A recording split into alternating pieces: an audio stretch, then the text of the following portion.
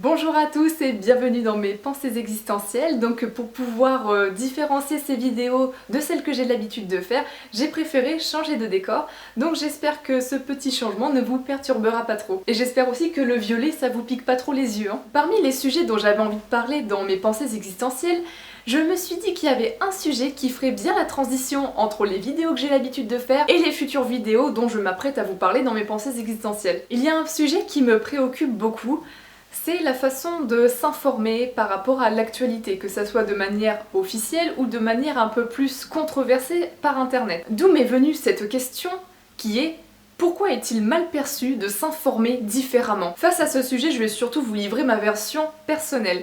Et comme j'aime à le dire, je ne pense pas que tout ce qui sort de ma bouche soit la vérité, mais c'est ma réalité, c'est ce que je constate et c'est ce que je vis. Avant d'aller plus loin dans la vidéo, je tenais aussi à vous dire, il n'y aura pas de source parce qu'en fait ça sera juste une pure analyse et un pur constat de ce que je peux faire. Éventuellement ce que je vous aurai mis dans la barre d'infos, ça sera surtout des informations complémentaires si vous voulez vous renseigner un petit peu plus. Mais je me doute pas que vous sachiez déjà tout ça. Bon, je crois que cette introduction a trop largement duré.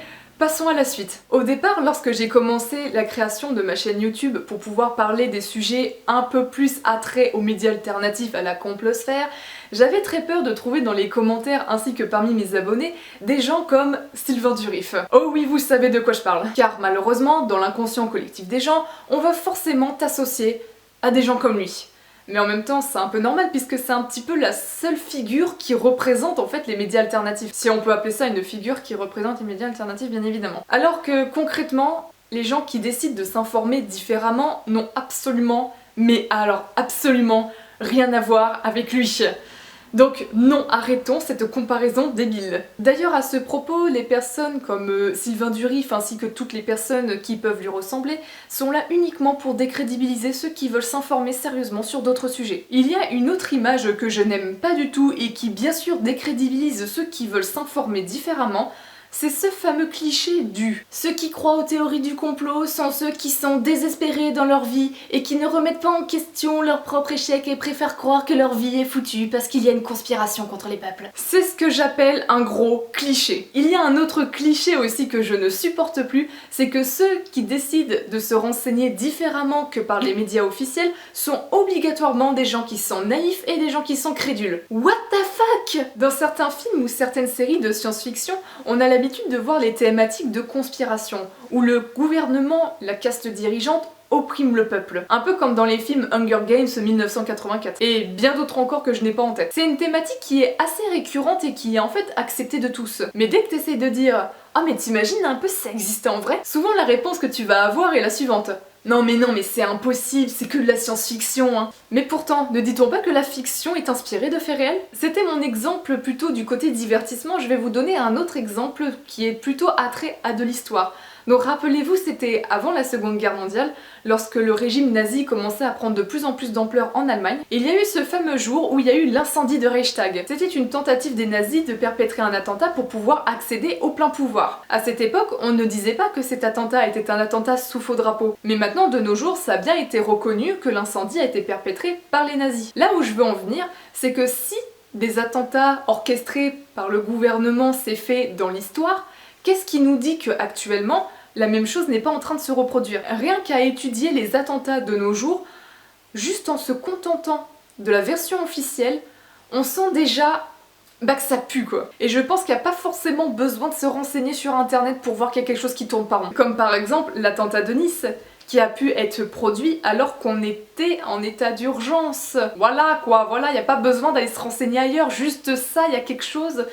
Tu te fais un gros point d'interrogation. Attendez, je vais vous le faire à l'endroit. Gros point d'interrogation. Bref, je m'arrête là sur ce sujet car ce n'est pas tellement le thème de cette vidéo. Quand je fais mes recherches et que je me renseigne par internet, je fonctionne avec un raisonnement qui est assez simple, je dirais. C'est un petit raisonnement que j'aime beaucoup. C'est qu'à chaque fois que je fais face à quelque chose que je ne connais pas, je me dis pourquoi pas. Après tout, je n'en sais rien. Et j'aime bien fonctionner avec ce fameux pourquoi pas dans ma vie de tous les jours. À chaque fois que je tombe sur une nouvelle information, que je tombe sur une nouvelle théorie, que je tombe sur un nouveau concept, à chaque fois je me dis toujours pourquoi pas. Par exemple, quand je tombe sur des sites vantant la véracité de la Terre plate, eh bien je me rappelle les premiers temps, je me disais pourquoi pas? Parce qu'en fait, au final, je ne sais pas, j'ai jamais fait le tour du globe terrestre pour savoir si vraiment celui-ci est rond. Mais à force de recherche et ainsi de suite, il s'avère que je ne crois pas spécialement en cette théorie, et donc du coup, le fait de fonctionner en me disant pourquoi pas, ça m'empêche de me dire c'est totalement vrai et il faut absolument que j'y croie, dur comme fer. Et justement, avec cette façon de raisonner, eh bien ça m'évite de tomber dans le cliché de ceux qui se renseignent par internet sont des gens naïfs et crédules. Mais j'aime bien raisonner de cette façon parce qu'en fait ça m'empêche aussi de soit rejeter totalement une information qui me paraît trop absurde, ou soit accepter cette information parce qu'elle me plaît. Ça me permet de garder une certaine distance face à l'information et de prendre du recul. Plus tu as de connaissances face à un sujet, et plus tu auras la capacité à te dire que ça c'est fiable, ça ne l'est pas. Il y a autre chose aussi qui me permet de pouvoir me balader tranquillement sur internet, ou pouvoir justement regarder la télévision sans m'arracher tous les cheveux de la tête, c'est mon ressenti. Le ressenti, c'est aussi quelque chose qui est assez difficile à décrire parce que c'est quelque chose que... c'est un pressentiment, c'est une intuition, donc c'est vrai que c'est un peu plus difficile de cadrer ça. Mais par exemple, lorsque je tombe, bon toujours pareil, sur une théorie qui me paraît farfelue, je vais écouter mon ressenti, en me disant déjà pourquoi pas, mais je vais écouter mon ressenti, qui va aussi un petit peu me guider dans ma recherche. Bon après, c'est une petite méthode que j'utilise. Comme je l'ai dit au début de ma vidéo, je ne dis pas que c'est la vérité, c'est ma réalité, et en tout cas je fonctionne comme ça et je trouve que pour moi ça marche plutôt bien. J'avais aussi envie de parler d'un autre sujet qui est les théories du complot. Parce que en soi, les théories du complot, on est bien d'accord que c'est pas grave si t'y crois. Qu'est-ce que ça change si par exemple tu crois plus en une théorie qu'en une autre? Mais ça change rien. Je dirais que les théories du complot c'est au même titre que les superstitions. Il y en a qui sont superstitieux et qui sont hyper angoissés de la vie, alors qu'il y en a d'autres qui vont juste croire que les reptiliens nous gouvernent et qui eux vont continuer à vivre normalement. Donc je dirais même que les superstitions sont plus graves que croire en théorie du complot. C'est pourquoi je ne comprends pas pourquoi il y a autant d'énergie déployée contre les médias alternatifs et contre les théories du complot. Parce que en soi, quand tu vas dans la rue, que t'interroges les gens, que tu leur dis « Ah tiens, t'as vu le nouvel article des moutons enragés ?» Les gens ils vont te regarder comme ça. C'est un site vegan ton truc? Parce qu'on est bien d'accord que personne connaît ces sites. Donc alors à quoi ça sert que le gouvernement se fasse chier à employer autant de moyens pour contrer ces sites, pour les surveiller et puis aussi pour les supprimer? Parce que attention, ça pousse au djihadisme. Si, je vous le dis, hein. Attention, hein. Le triste constat que je fais et que j'ai eu beaucoup de mal à accepter, car c'est quand même triste de se dire que l'être humain fonctionne de cette façon, c'est le rapport que nous avons face à l'autorité. Et je pense que c'est ça le nœud du problème. Et là vous allez me dire « Waouh, bravo, la meuf, c'est que maintenant qu'elle s'en rend compte !» Le rapport à l'autorité, c'est un principe qui fonctionne à tous les niveaux de la vie. Donc le point que je vais développer avec vous, c'est aussi que mon propre constat. Le rapport à l'autorité, c'est un principe qui est valable pour la façon de s'informer, mais aussi qui est valable pour tous les aspects de la vie quotidienne. Par exemple l'alimentation, la santé, ainsi de suite. Tant qu'un représentant officiel ne valide pas une théorie, les gens n'y croiront pas. Combien de fois dans ma vie ai-je pu entendre « Tant que ça ne passera pas à la télévision, j'y croirai pas ». Et là, je trouve ça dommage de raisonner de cette façon. Donc j'ai parlé de représentants officiels. Donc si vous vous posez la question de qu'est-ce que pour moi un représentant officiel, bon même si vous posez pas la question je vous le dirai quand même, donc pour moi les représentants officiels, je dirais qu'il y en a au moins dans 5 catégories. Pour moi la première catégorie, je dirais les médias. Donc tout ce qui est journaliste validé par le système, bien évidemment, parce que les journalistes indépendants qui fonctionnent tout seuls, c'est un peu kiff-kiff bourricot au niveau de la validité et crédibilité de l'information. Dans la deuxième catégorie, je mets les professeurs, les écoles, l'éducation nationale.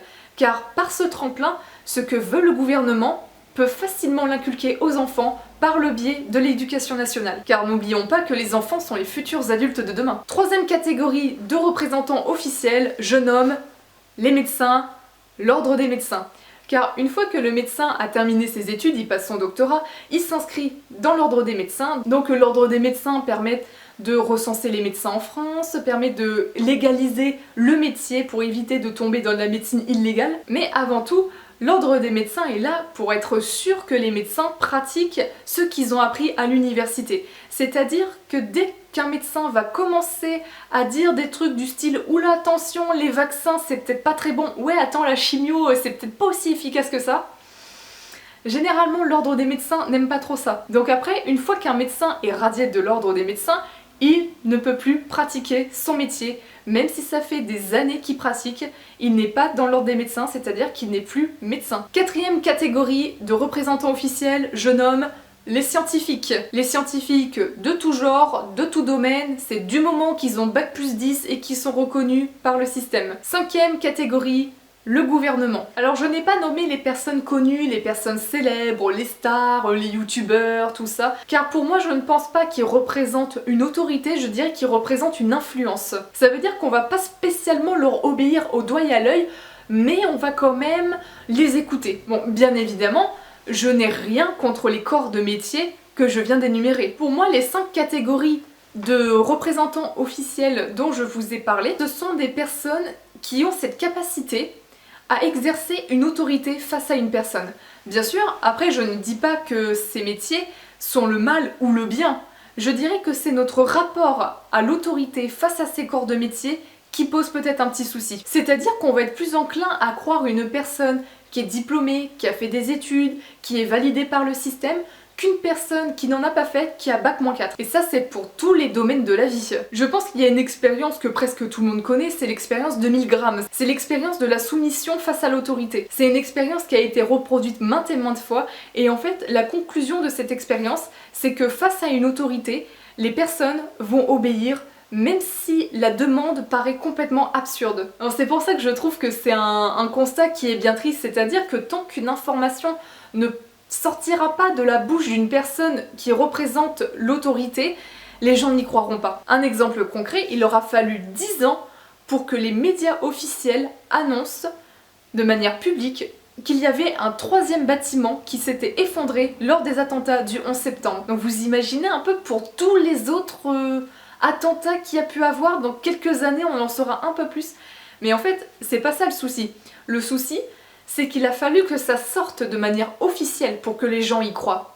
Alors que le 3e bâtiment qui s'était effondré, tu te renseignes un minimum, mais tout le monde le savait quoi. Enfin, tous les gens qui se renseignaient déjà par internet, les familles des victimes, les associations qui ont pu se créer, le clamaient déjà. Mais sauf que comme ils représentaient pas une autorité officielle, les gens n'y croyaient pas. Donc c'est pour ça que parfois je me dis, à quoi ça sert d'accumuler autant d'informations puisque personne ne te croira? Parce qu'en réalité, tu n'as aucune légitimité à parler. Tu ne représentes pas cette autorité. Tu ne fais pas partie de ces 5 catégories de représentants officiels. Attention, ne me faites pas dire ce que j'ai pas dit. Je ne dis pas que tous les gens sont stupides de croire les médias officiels ou quoi que ce soit. Ce n'est pas du tout l'image que je veux véhiculer. Je dirais que c'est un constat que je fais. Après, bien sûr, qu'est-ce qui fait qu'on est plus sensible, qu'on est plus réceptif face à l'autorité? Alors, mon hypothèse personnelle, je dirais que tout commence par l'école. Je dirais que le conditionnement mental commence à cette période. L'école nous apprend à lire, compter, écrire, mais je pense qu'aussi l'école nous apprend à être obéissant et à nous soumettre à l'autorité. Si vous êtes arrivé à ce stade de la vidéo, c'est-à-dire que le sujet vous intéresse plutôt bien,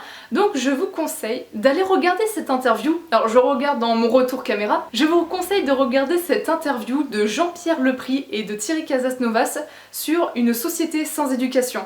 Je trouve qu'elle est très très bien. Comme je suis sur YouTube, que je suis un petit personnage public et que j'ai une petite influence, du coup je vous ordonne d'aller voir cette interview. La vidéo touche à sa fin, j'espère que le sujet vous aura plu. En tout cas, comme je vous l'ai dit en début de vidéo, ce n'est que ma vision des choses, donc je peux complètement me planter, bien évidemment. Je ne dis pas que je sais tout de la vie et que c'est pas parce que je me renseigne différemment que ça fait quelqu'un de moi, que ça fait quelqu'un de moi qui sait tout de la vie, mais loin de là, mais tellement loin de là.